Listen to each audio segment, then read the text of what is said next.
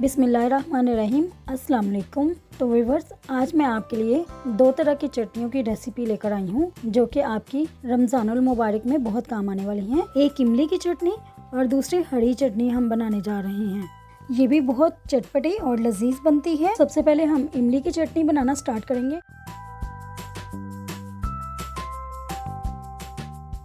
Ingredients में मेरे पास 1 पाव इमली है। इसको मैंने ओवरनाइट भिगोकर रख दिया था। 1 कप चीनी और ये 5 से 6 खजूरें ली थी। इसको मैंने धोकर वॉश कर गुठली निकाल ली थी।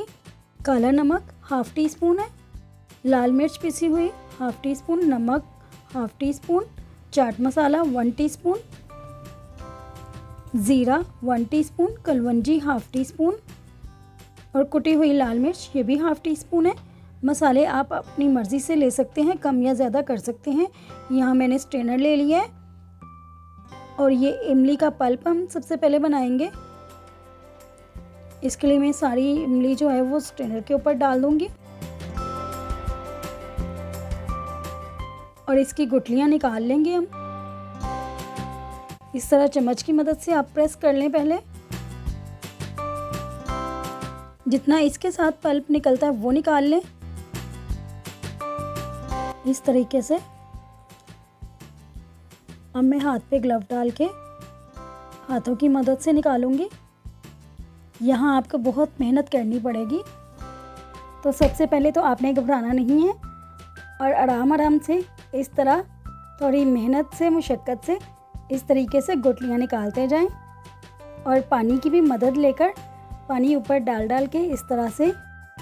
तो आपसे हम्बल रिक्वेस्ट है, अगर चैनल पर न्यू हैं तो चैनल को सब्सक्राइब कर लें और वीडियो को लाइक कर लें। अगर आपको मेरी वीडियोस अच्छी लगती हैं तो फ्रेंड्स में भी शेयर किया करें।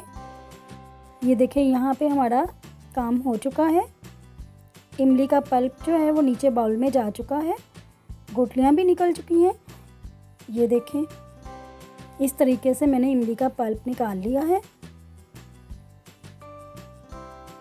ये देखें, बहुत अच्छा पल्प तैयार हो गया है। अब इससे हमारी बहुत मज़ेदार लजीज सी चटनी बनकर तैयार होने वाली है। फ्लेम को ऑन करूँगी और फ्लेम को आपने लो टू मीडियम रखना है।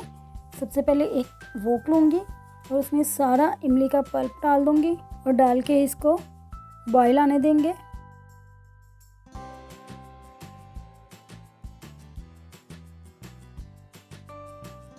बॉयल आना शुरू हो गया। अब किसी विस्क या चम्मच की मदद से इसको चलाते जाएं। इसको हमने अच्छी तरह से पकाना है ताकि ये हमारा पल्प थोड़ा सा गाढ़ा होना शुरू हो जाए। ये पक चुका है। अब मैं इसमें खजूरें डाल दूंगी। अगेन हम विस्क को चलाते जाएंगे। इसमें बॉयल भी आ रहे हैं और खजूरों को भी हमने अच्छी तरह से मिक्स करना है और इसको भी इसमें पकाना है। 10 मिनट के लिए इसको पकाएंगे। अब मैं साथ ही सारे मसाले ऐड कर दूंगी। मैंने आपको बता दिया कि कितने मसाले डालने हैं। आप अपने टेस्ट के मुताबिक कम ज़्यादा कर सकते हैं। ये देखें, हमारी चटनी बस तैयार होने वाली है। रमज़ान में ये दही बड़ों और चना चाट में बहुत काम आने वाली है। अब चीनी ऐड कर दूंगी।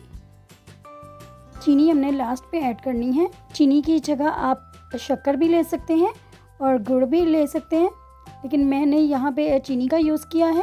चीनी भी हमारी मेल्ट हो चुकी है और चटनी का कलर भी बहुत अच्छा बन चुका है। अगर आप इसमें कोई और कलर ऐड करना चाहते हैं तो कर सकते हैं, लेकिन मैंने इसको नेचुरल कलर में रखा है। इतनी लजीज चटनी हमारी तैयार हो चुकी है जी। तो यहाँ पे हम हरी चटनी बनाने जा रहे हैं। ये दोनों चटनियाँ आपकी फ्रिज में ज़रूर होनी चाहिए। तो इसके लिए आप देख लें, स्क्रीनशॉट ले लें जो जो इंग्रेडिएंट्स मैंने लिए हैं। सबसे पहले मैं ब्लेंडर के जार में हरा धनिया जो मैंने रफली चॉप किया हुआ था वो डालूंगी। अच्छी तरह से आपने पहले इसको धो के वॉश कर लेना है। और पुदीना हमने बहुत ही कम क्वांटिटी में लेना है। ज़्यादा अगर लेंगे तो चटनी का कलर खराब हो जाएगा। ये हरी मिर्च है, इसको भी मैंने कट कर लिया था छोटा छोटा। लहसुन के 4 जवे डाले हैं।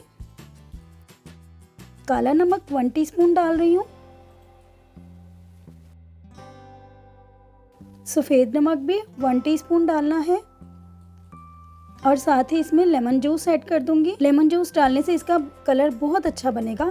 थोड़ा सा पानी ऐड कर रही हूँ। ये डाल के ब्लेंडर को चला देंगे।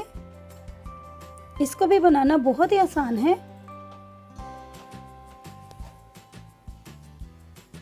अच्छी तरह से इसको ब्लेंड कर लेंगे। तो यहाँ हमारी चटनी तैयार है। अब इसको मैं बाउल में निकाल लूँगी। इस तरह से आप इसको फ्रिज में रखेंगे, इसका कलर खराब भी नहीं होगा। आप इसको बना के इजीली 5-6 दिन तक यूज़ कर सकते हैं। यहाँ मैंने क्यूब्स में भी डाल ली है और इसको मैं फ्रीज कर दूँगी और फिर जब ज़रूरत होगी तो निकाल के 1-2 क्यूब्स यूज़ कर लेंगे। तो यहाँ हमारी दोनों चटनियाँ रेडी हैं। तो उम्मीद है आपको पसंद आई होंगी। वीडियो अच्छी लगी हो तो लाइक और शेयर करें।